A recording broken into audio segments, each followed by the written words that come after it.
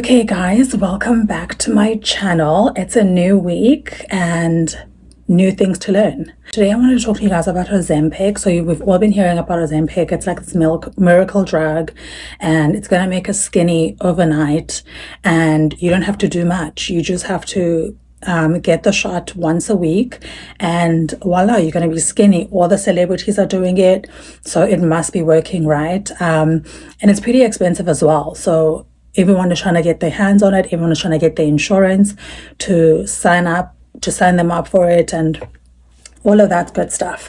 But is it the miracle drug that we are like being sold that it is? I don't think so, because there are some facts that I've learned recently about Ozempic, and I just wanted to share them with you guys so that when we are making these decisions, that we just keep these in mind, so that we know that there are no shortcuts to Skinnyville. And before you take anything, you do want to have all the information that you possibly can. I'm not going to be the one to give you all of that information, but I will share what I do know about Ozempic so far. And then of course, I will put up some links as well in the description so that you can go and do more research from people that actually know what they're talking about. So first off, what is Ozempic? Ozempic is like this drug where it was initially made for diabetes. And so it's like basically it paralyzes your stomach. That's what it does. It delays the emptying of your stomach. So you eat and then it just like paralyzes your stomach. It stops your stomach from doing what it needs to do, stops your stomach from processing the food and emptying it out and all the rest of it. So yeah, paralyzes your stomach. Now, when you're on Ozempic, people have reported that they've had nausea, they've had diarrhea, lots of diarrhea, and stomach pains, and some people have been constipated, but that's not a popular one. Most people have diarrhea, and so you're just very uncomfortable. You feel sick all the time. It's like when you have a stomach bug and you just have no appetite, your body needs nutrients, you are hungry, but you just don't have an appetite to eat. Your stomach feels terrible. And so, yeah, it's basically having like a stomach bug for the rest of your life, because also you are going to have to take Ozempic for the rest of your life. So you don't get to take it for 3 months, you lose the 50 pounds, and then you can get off it and be 50 pounds. No, you get on it and you take it once a week for the rest of your life, because there have been people that have reported that once you get off, you gain the weight right back, plus more sometimes. So take a look at this video from Remy, who said that she gained double the weight back. I've been talking about Ozempic lately. I know you have. You know, I was on that before it was trending. So I wanted to ask you about it. When you talk about anything to do with weight, people like can't handle it. And it's almost like it's their own insecurity. Right. No, but I get it. Like, I get triggered by so many things with weight. Now it's considered this trendy drug that is just looking at as negative. And I'm like, but what about all the people that like need it? You were offered it not for vanity. You were offered it because your doctor. It was brand new, just got FDA approved. Were you no one scared knew about it. to I was do so scared. You know, if you once later got into the bad binging and went off it, and I saw a doctor and they were like, it's 100% because you went on Ozempic. So it doesn't work when you get off of it. I gained double the weight back after. If you had a stomach bug and you're sick and you feel awful and you don't have an appetite and you stop eating, you lose the weight. But then as soon as you feel better, your appetite returns, you start to eat again, and you regain the pounds that you lost while you were sick. Same thing for Ozempic. You are on the medicine, you don't have an appetite, your stomach is paralyzed, and then as soon as you stop the drug, then your appetite returns and you go back to eating the way that you were eating before, because you're stopping yourself from eating instead of improving your relationship with food. I think deep down inside, all of us know that there's no shortcut to losing weight. So she took the drug for a while, and then when she stopped, she gained all the weight back. She says she gained double the weight back. And that's why all these like tricks that we hear about, like back in the day, people used to swallow tapeworms, and a tapeworm would live in their stomachs, and they would like, so the tapeworm would basically eat all their food. We know some people have eating disorders, bulimia, so they'll eat a whole bunch of food and then throw it right back up. And some people just won't eat at all, anorexia and all that kind of stuff. So all these tricks and like fasting, all these like different tricks that we learn about, they're not sustainable, because at the end of the day, all we need to be working on is how to eat less food, how to eat less calories, because that's the only thing that's going to make us skinny, is you have to eat less calories. I think the hardest thing, so I grew up skinny all my life, and then started gaining weight as I got older. And it was such a shock to me, because I knew nothing about counting calories and like any of that stuff. If I wanted a burger, I ate a burger. If I wanted cake, I ate cake. And I was lucky because I never gained weight. And then after I had gone on birth control, all of that went out the window. And so now I suddenly had to become familiar with calories and what they are. And it's like a whole new world. But basically, you do need to be counting calories to begin, at least, so that you know what's going into your body. Some people will say, oh, I don't even eat that much, but I still can't lose weight. You eating a burger and you think that's not much, you don't know what's in that burger because you didn't prepare it. So you eat something small and you think, oh, it's probably like 200 calories, and then you go and you check and it's actually like 800 calories. Some things are ridiculous. Like, there are things in like where that you look at and you see that, like, especially if you go out to eat at restaurants, you'll see a tiny piece of cake or a tiny piece of bread and you think like, oh, probably like about 400 calories. You look at it, like you look at the menu and it's like 800 calories. For what? Like, why, what is the reason? And like, one thing that like shocks me all the time is that like something will, like, for example, the Costco pizza, one slice of that Costco pizza is like 700 calories. Why does it exist? Why is it allowed for businesses to sell a slice of pizza that is 700 calories when most people should be eating 200 calories per day? So that one slice of pizza that's half your day's calories gone. And you're obviously going to eat more than one slice because it's not going to sustain you for half the day, which is what it would need to do if you were like, why would that be allowed? That obviously is illegal. Like, it should be illegal for people to sell you a slice of pizza that's half of your day's worth of calories. So people will be like, oh, I just had one slice of pizza all day, so I should be fine. And or like, oh, I just had like 2 slices of pizza. Yeah, and now you've eaten like for the rest of your day and you think, oh, I just had 2 slices of pizza for lunch, not a big deal. And it is a big deal. And now you're hungry later, so you're going to eat more food. By the time the day is done, you've had 3,000, 4,000 calories or something crazy like that. And it doesn't even seem like it because you're not even like overly full. You're not feeling, like you haven't been sitting pigging out all day. But because of the choices that we make, we end up eating way more calories than we're supposed to. So it takes a lot of work to like measure your food and look at all the labels, look at all the percentages to see how much of your day's worth that item is going to be. So like, yeah, anyway, that's a whole nother story for you, like the whole nother conversation for you to have with your nutritionist or dietitian or whatever. But yeah, it just takes being really careful about what we're putting into our bodies, because these quick fixes aren't really quick fixes. And also, like, the celebrities are taking it a lot, and so people are thinking, well, if the celebrities are taking it, it must be fine. I think the thing is with celebrities is they also have like health teams that look after them. Like, they have a whole team of people that are just focused on their health. They know and understand the risks that they're taking, and should anything go wrong for them, I think they'll be in a better position than us normies, because they will be able to like have doctors that are going to work on them and fix them and bring them back to health should anything go wrong. Lots of us don't have those teams that are going to do that for us. So that's why we have to be extra careful with our health, because we cannot buy it back. Civil rights companies or organizations like the NAACP have gone on record saying that if the government doesn't back up funding for Ozempic for the Black community, then it's racist.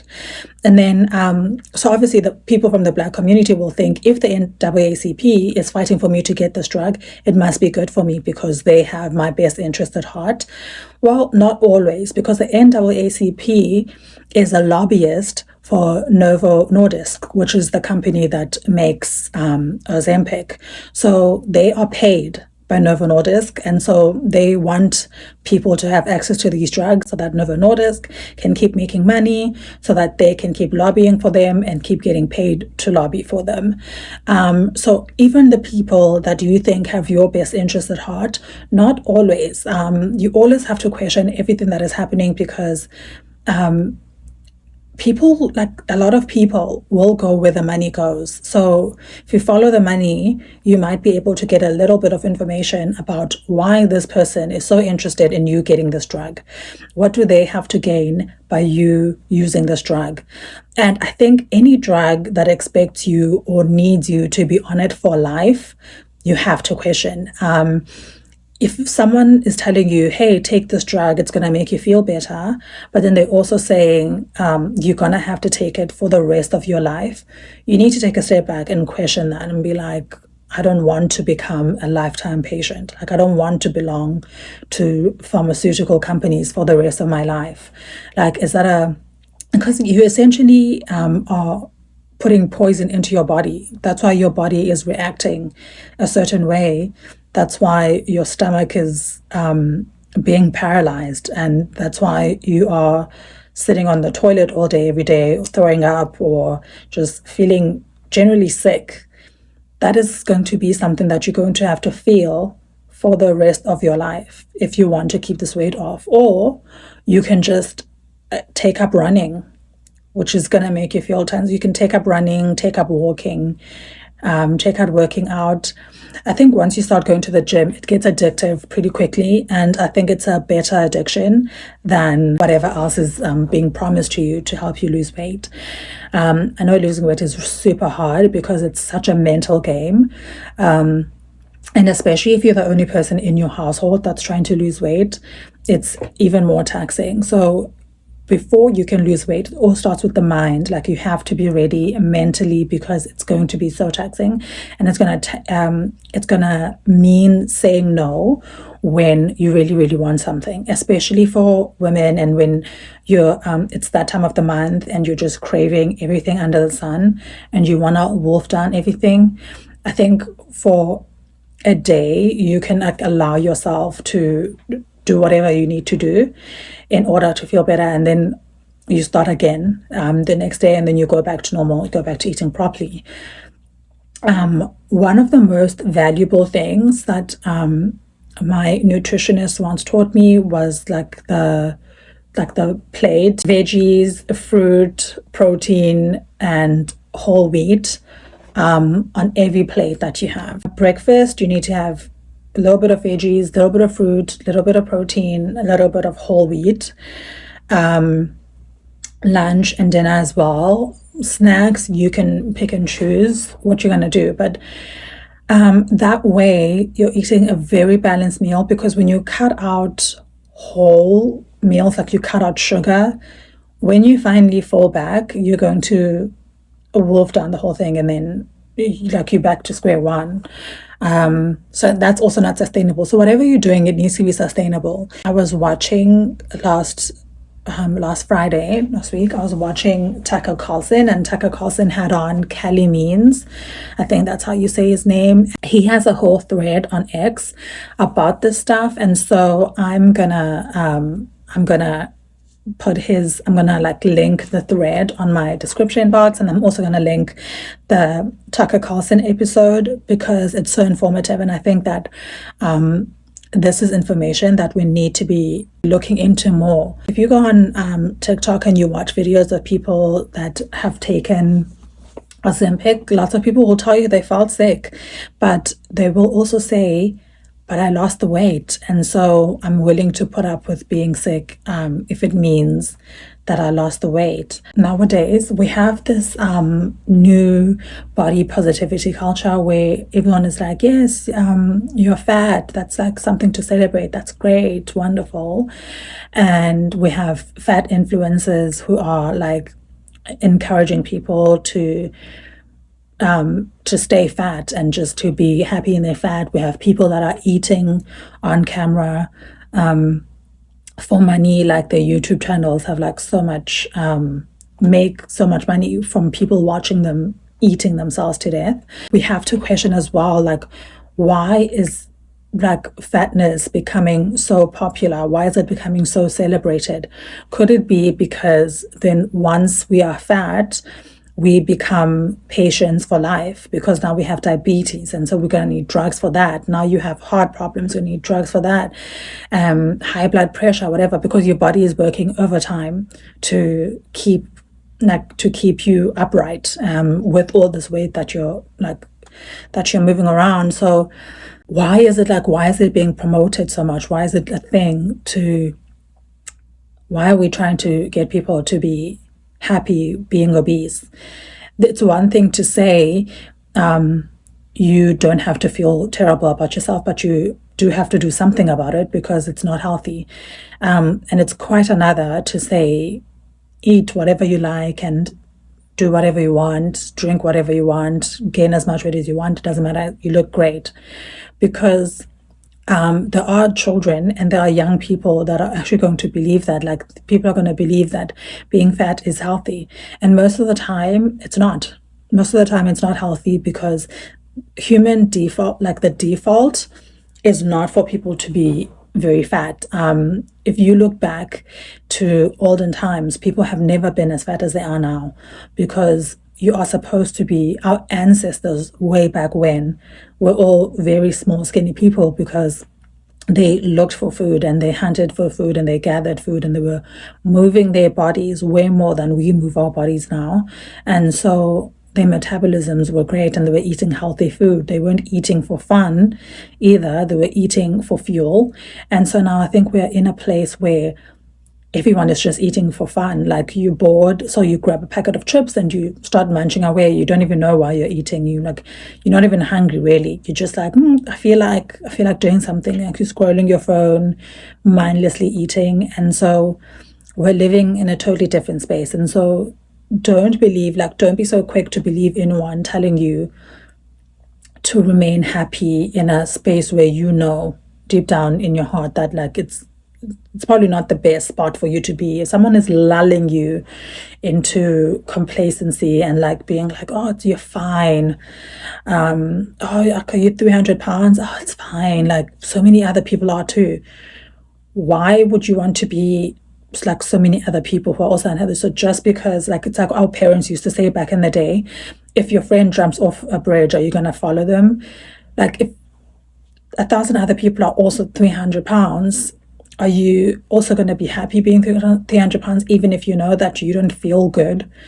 Like, everything is just taxing for you. Like, standing up, sitting down is taxing, and you can feel yourself that you're not at your best. But because people are telling you it's healthy and it's good, you are choosing to believe them because it's easier to do.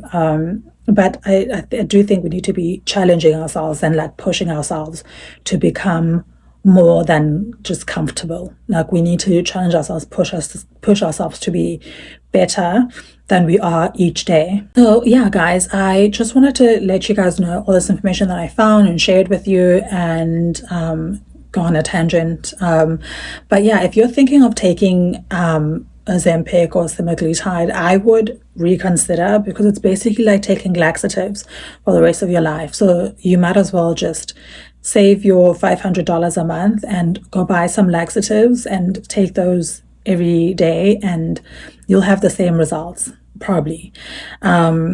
It's just not worth the money. It's not worth the risk to your health. And it is going to be like you're going to have to take it for a lifetime, and you're going to feel so bad when you get off it and you gain all the weight back. You're going to feel so defeated. And so save yourself the extra steps and just get comfortable with working out, eating less, making healthier food options that are going to fill you up and keep you fuller for longer. And yeah, you're going to have to cook and prepare meals, such a bore, such a drag, but your future self is going to be so grateful that you didn't put it through stomach paralysis, because there have been people as well that have gone on to TikToks to talk about how they now suffer from stomach paralysis even after they've jumped off these drugs. They still have stomach paralysis, and now they basically just have diarrhea for the rest of their lives. I can't imagine a worse fate. I wouldn't wish that on my worst enemy. There's nothing worse than having diarrhea, you guys. I don't think you understand. For the rest of your life, everyone has had, you can never go to any appointments that are going to last longer than an hour, because wherever you go, you have to be close to a toilet to make sure that you're able to go all the time, because you're just going to have diarrhea for life. This is the risk that you're taking. And I want you guys to reconsider. I think if I stop one person from taking these drugs today, I will be very happy, because it is poison. You can do better than that. You're stronger than that. You're better than that. You don't want to, you're essentially going to be paying $500 a month to have the runs. You're paying someone $500 a month to give you the runs, which is why I'm saying that you just go and buy yourself laxatives. They're like $10 a pop. You take those every day, you'll probably have the same results. There's a reason why people say you cannot live on laxatives, because they're unhealthy for you. They're not good for your body. And later on, we're going to have the same reports about this drug. I can almost guarantee it, that in 10 years, 20 years, once they've researched it enough and once they've seen the results from thousands of people, they're going to be like, maybe it wasn't our best drug, or it wasn't the best we could have done. Just like cigarettes, they used to say, oh, smoke cigarettes, you lose your appetite and you'll be skinny and whatever. So healthy for you, cigarettes. And now they're saying, don't touch them with a 10-foot pole. They're awful for you. They're going to kill you. And they've caused cancer, of course, this and that. This is going to happen about this drug too. And so just save yourself the trouble and do it the natural way. The natural way is way more sustainable, way more rewarding. You're going to be so proud of yourself. You're going to feel really good about yourself. You'll be grateful that your future self will be grateful that you didn't kill it with poison. And then for the Bible verse that I want to leave you guys with is Jonah. Actually, it's the whole book of Jonah in the Bible. That's what we read at church today, and it resonated with me because I've been talking a lot about racism, Black people being racist, white people being racist, and the whole lie of Black people can't be racist because of the power dynamics. It's one of the biggest lies that professors at some university made up and everyone just ran with it. Racism is just hating someone because of the color of their skin. So whether you're brown, you're capable of hating someone because of the color of their skin. And if you're peach, you're capable of hating someone because of the color of their skin. So everyone can be racist. And so the whole book of Jonah is basically Jonah just running away from the fact and just being mad because God is telling him to go and free the people of Nineveh, and he's just no, I won't do it. Jonah's I would rather die than free these people, or I would rather die than do what you're asking me to do, than to be nice to these people. God asked them are you right to be angry? And I think it's so important to do you do well to be angry? So I think it's important for us to ask ourselves, is it righteous anger, or is it just anger because we're human? And where is the anger taking us? So at some point, you have to be moving forward and going somewhere. So if you're going to be angry about something, to what end? how is the anger serving you? Is your anger serving you? And if it is serving you, how is it serving you? Is it serving you for good? Is it improving your life? What are you doing with that anger? What is it pushing you to do? Is it pushing you to like harbor evil thoughts about God's children? Is it forcing you to be a good person? Is it forcing you to change and to understand the people that you hate? Or is it forcing you just to be a miserable person? So I think it's always good to question our anger, like things that make us really, really angry. I think it's good to question them, like, is my anger righteous? Is my anger is my anger serving me? I think that's a very important question to ask you, because everything that we do needs to be serving us, needs to be serving our community, needs to be serving God. It's something that's very important, because our whole lives are, or at least should be, based on servitude and serving our families, serving our community, serving the people around us, and trying to do good as far as we can. That's all from me, you guys. Thank you so much for listening to me chatting away, and I will see you guys soon. I don't know how many times a week I'm going to post. I'm going to shoot for 3, but if not, you can blame my daughter for keeping me way too busy, and then I'm not able to like come and do anything with you guys. But I'm so happy you joined me. Thank you so much. I appreciate you. And I love you so much. Have a great week. Bye.